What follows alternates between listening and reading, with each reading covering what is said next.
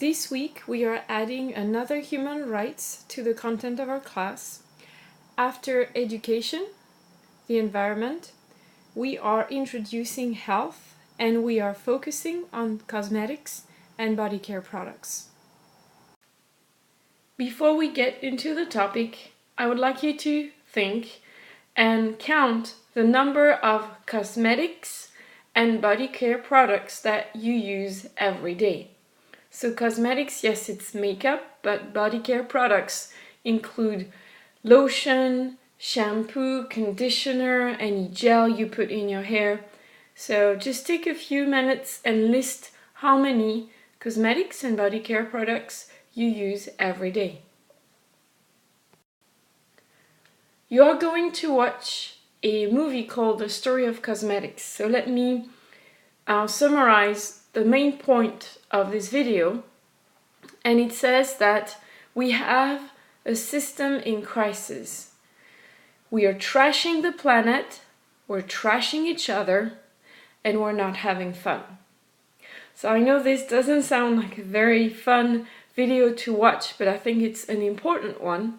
And please keep in mind that the goal of this video is for you to understand how the system works so that we can do something about it and turn problems into solutions.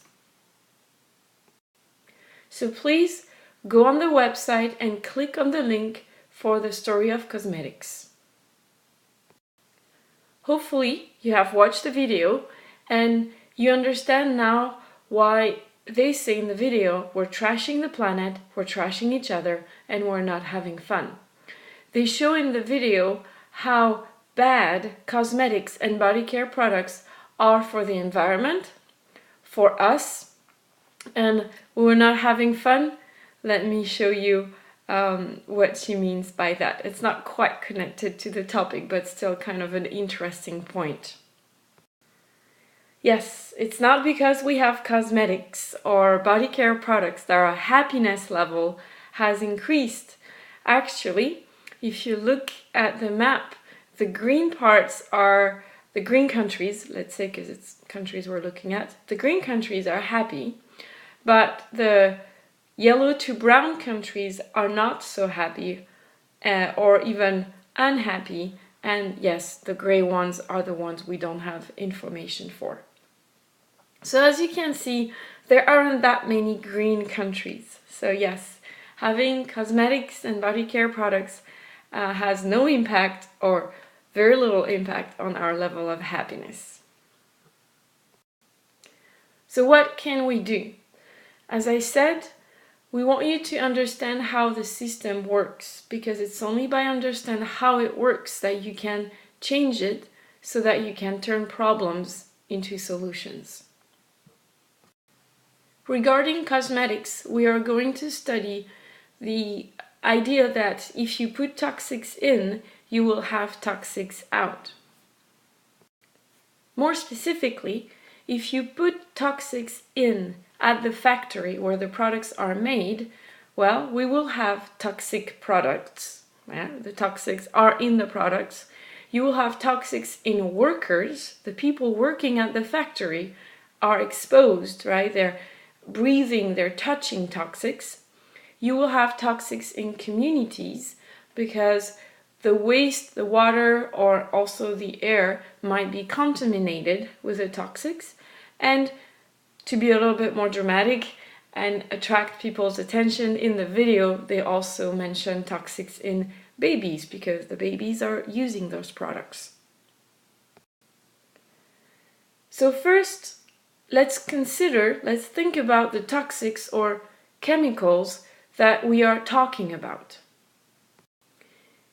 In the video, they use the example of a shampoo, the Pantene Pro-V shampoo, and she says the shampoo gives you the ultimate cool shine. Well, I found a very interesting website that allows you to check the ingredients, so what is inside the product in body care products, right? So it's www.ewg.org. One of the chemicals that you find in Pantene Pro-V is something that I'm not going to try to say. I have no idea how to say it properly. And on the website, they have a rating, right? From 0 to 2, it's low hazard. So the danger is low. 3 to 6, it's moderate. And 7 to 10, it's high.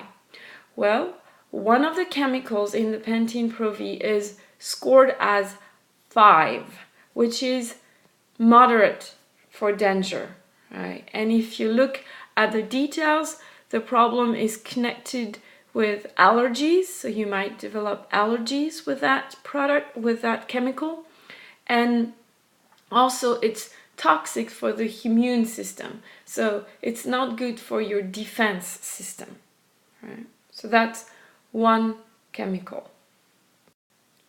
And there is another one that is even scarier, and it's fragrance, right? So the perfume, the smell, how the shampoo smells.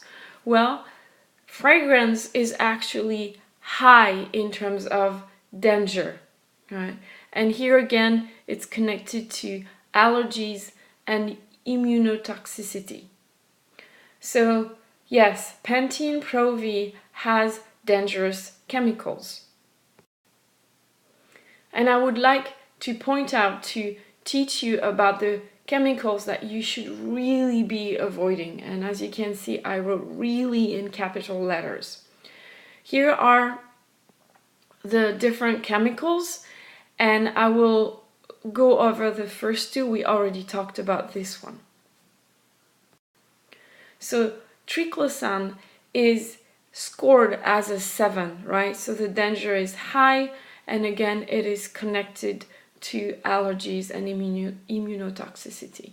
Right? So anything that has triclosan, I would recommend you to not use, and find something else to replace it with.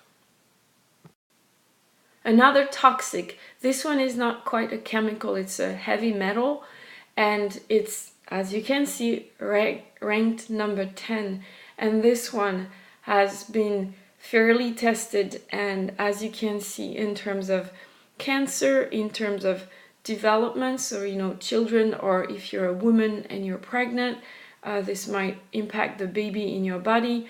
Also for men, reproductive toxicity, so you might not be able to have children, and again, the one we've seen so far. So yes, 10. Hopefully or thankfully, I don't think many cosmetics have lead still in them. At some point, lipsticks had quite a bit of it in them, but I believe that by now lead has been forbidden. But still, you should be careful, and remember that they have synonyms, right? Sometimes they're not called lead, but they might be called these words. So if you're not sure, go on the website and check out what is in your products. I guess you have understood that these toxics, these chemicals, create problems, and we've already highlighted the main problems, but let me summarize what the problems are. So the problems created by toxic ingredients are connected first to cancer. Some of these toxic ingredients are carcinogens, so they increase the chance of getting cancer. And I need to emphasize this because some people might come back at you and say, they don't give cancer, they just increase the chance. And that's true, they can prove that they give you cancer, but as far as I'm concerned, if the ingredient increases the chance of getting cancer, I just stay away from it. Another problem is connected to learning disabilities, because some of these ingredients are neurotoxins, so they have an impact on the brain, right? So the brain doesn't work as well as before. Last but not least, the problem of male fertility, and in this case it means that the sperm is damaged, right? So it's not as good as before, so you might not be able to have babies, and those are called reproductive toxins. As you can probably tell, these ingredients are really dangerous. That's why in the video, she calls the bathroom a minefield of toxins, right? So everywhere she looks, there is something dangerous. Next question is, why are these toxics or chemicals there, right? If they're so dangerous, why is it in our products? So it's the government responsibility. They obviously know that toxics can cause cancer, but somehow, at least in the US, there are no laws to get rid of toxics. The FDA, the Food and Drug Administration, actually doesn't assess safety of personal care products. They only do drugs that a doctor can give you, or a drug that you need when you're sick, or food, right? And on top of it, the FDA doesn't require that all ingredients be listed on the label. Okay, so first, they don't assess safety of personal care products, and they don't require all ingredients to be listed on the label. So that's why we can have toxic ingredients in our products, at least in the US. No regulation also connected to the use of words. So for instance, herbal, which means, it's made out of herbs, like the pictures here in the background, or natural or organic. Well, in the US, there is no legal definition for these words. Right? So companies can put anything in a bottle and still call it natural. So obviously, the second responsibility lies with companies. Companies are responsible for using safe product. But companies are not so responsible. And I'm using an example that is also in the video. In the video, Estée Lauder is mentioned. And yes, they have a campaign to help fight breast cancer. It's usually with a pink ribbon. But their products contain chemicals linked to cancer. I'm focusing here on this product. The EWG website shows that the Estée Lauder product is ranked 8, which is high for danger, and yes, cancer is an issue. So how can they be fighting breast cancer by selling products that have chemicals that might increase your chance of getting cancer? This just doesn't make any sense to me. So why do companies use these toxics? Well, you have answers in the video as well. Basically, it's because they're still thinking the way they used to in the 1950s, which is a long time ago. So the way people thought back then was better living with chemistry, right? So a better life if you use chemistry. And it's actually based on a DuPont advertising slogan, which was better things for better living through chemistry, right? So really the boom of the chemistry industry in the 1950s had a huge impact on people's life. And as is usually the case, when something is new, it's supposedly better. So everybody thought that chemistry would give us a better life.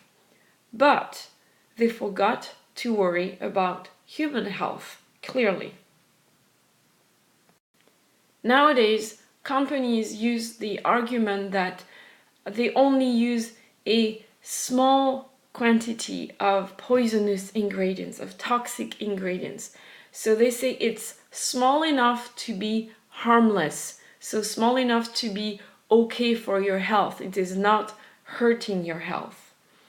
But the thing they overlook, the thing they don't consider is that first, products are used daily, right? And frequency, how regularly you use something, has an impact, right? Every single day you put a small amount. And on top of it, if it was just one product, maybe I could agree that it's not such a big deal, but that is not the case. As you saw in the video, and probably from your own list of products, you realize that you use more than one product every day, right? So the argument that it's a small quantity and it's small enough to be harmless doesn't work, because we use it frequently every day for some of them, and we use more than one product. So are companies completely irresponsible? Well, yes and no. No, because they have committees, and those committees decide what's safe, so obviously probably also what is not safe, but the recommendations they make are not compulsory, meaning that the companies don't have to follow the recommendations. They can do whatever they want. That's why in the video she insists on the fact that the system is broken, and it ignores the rule toxics in means toxics out. Thankfully, we can do something about this situation, and I have 3 suggestions. My first suggestion is to use the precautionary principle. This is also what is said in the video.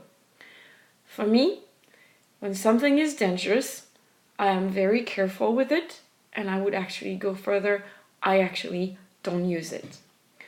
And to know what's dangerous, well, we need to be informed. So connected to the precautionary principle is inform yourself. That is my first advice. To inform yourself, you have several online resources.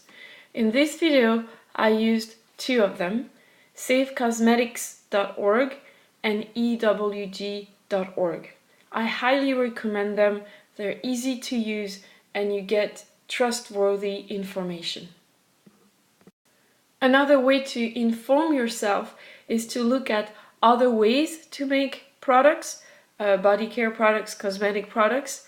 And if that's the case, I can give you a hint. And green chemistry is a sustainable way of making chemical products.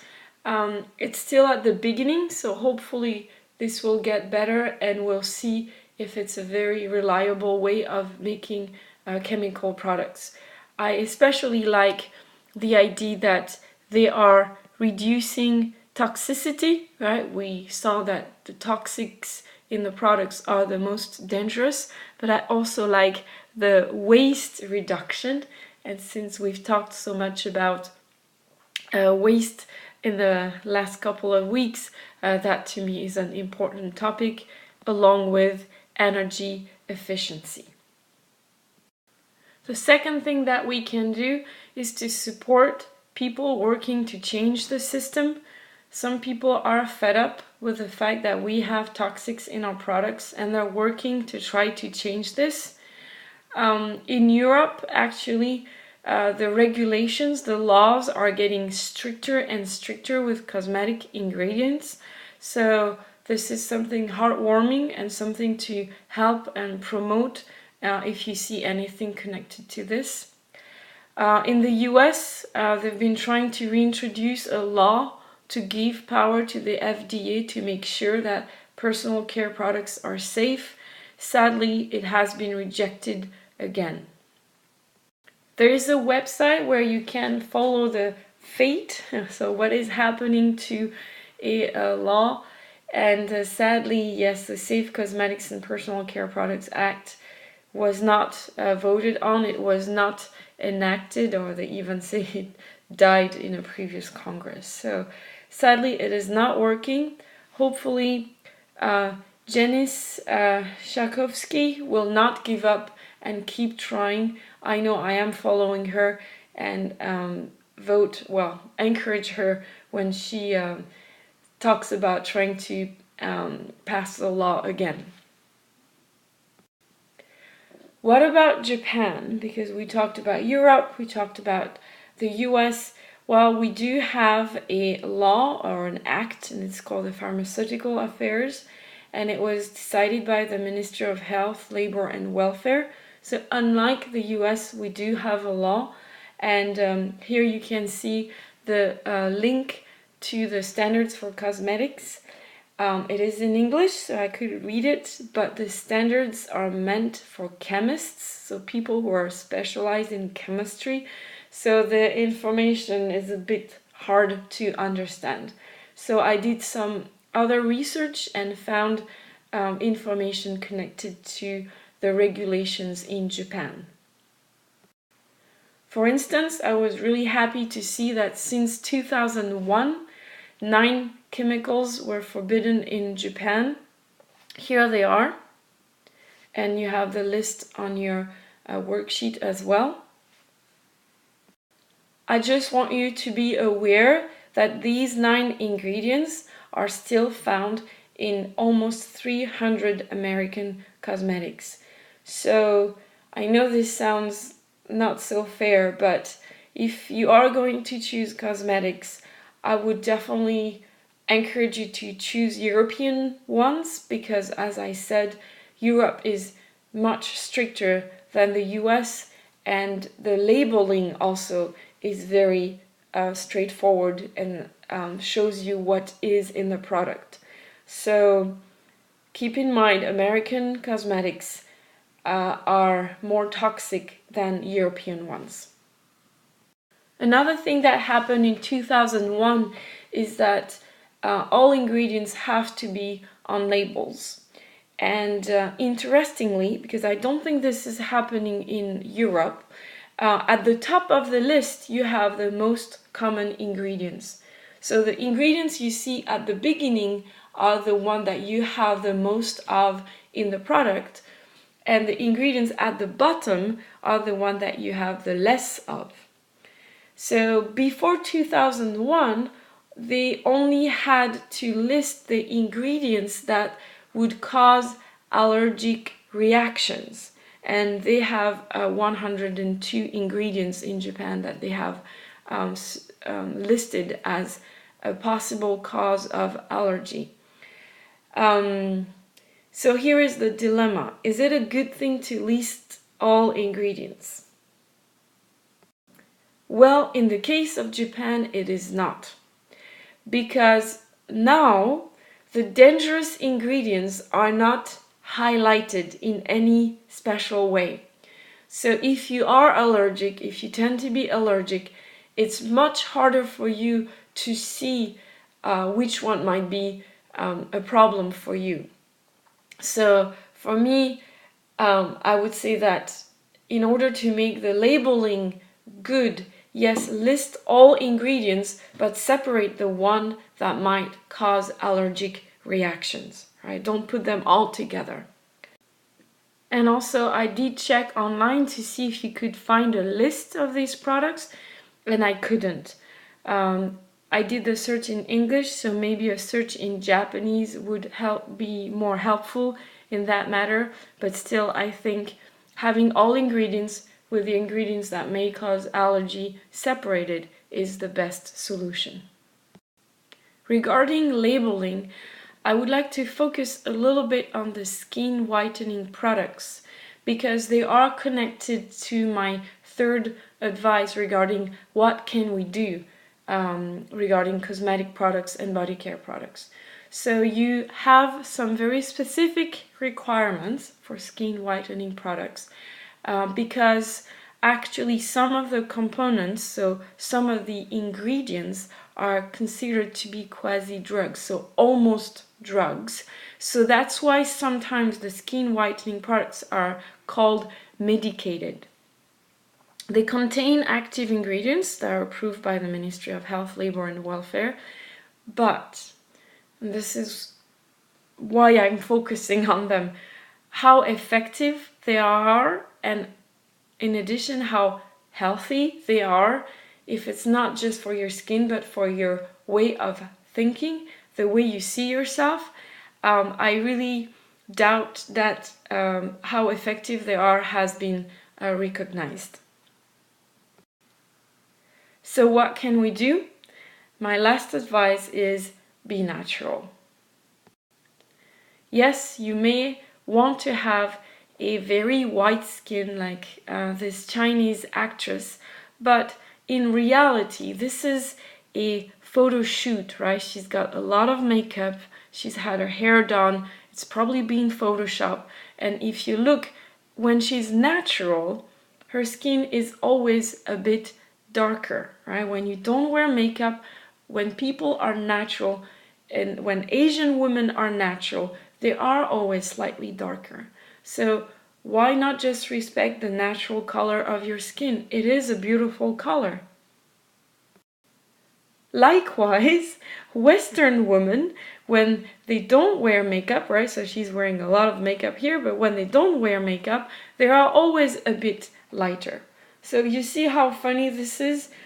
Darker skinned women want to look lighter, and lighter skinned women want to look darker. Why can't we just be happy with what we have? I know this is not easy, but this is something I want men and women to think about. I think men are concerned too, because if they realize that they might need to tell the women around them that they are beautiful naturally, maybe they could help women to feel okay not having so much makeup on. I would like to share with you a beautiful music video connected to being natural. The song is called Try. It's by Colby. I'm not sure how to say her last name, so I will skip that. I hope you enjoy it, and that you think about being beautiful naturally, whether you're a woman and you're the one putting the makeup on, or whether you're a man and you tell the women in your life how beautiful they are natural. This is the end of the flipped activities. Thank you very much. Here are the references used for this video.